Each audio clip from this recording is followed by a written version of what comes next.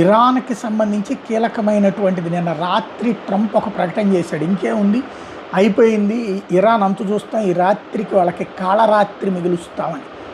పొద్దున అయ్యేటప్పటికి ఏమీ జరగలేదు, ఏ ఇన్సిడెంటు జరగలేదు.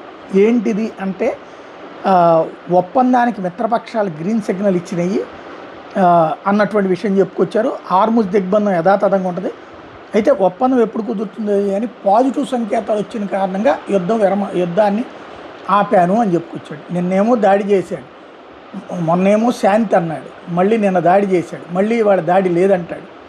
ఆయన ఏం మాట్లాడతాడో ఆయనకే తెలియదు, ఒక ఎత్తు. రెండోది వచ్చేటప్పటికి ఇరాన్ కూడా దానికి అంగీకరించేసింది, ఇరాన్ పాలకులు కూడా అంగీకరించేశారు, భయంతోనే వెనక్కి తగ్గారు అన్నటువంటి చెప్పుకొస్తాడు. అంటే మళ్ళీ కవ్విస్తాడు, రెచ్చగొడతాడు. ఇది ఆయన స్టైల్ ఆఫ్ ఫంక్షన్.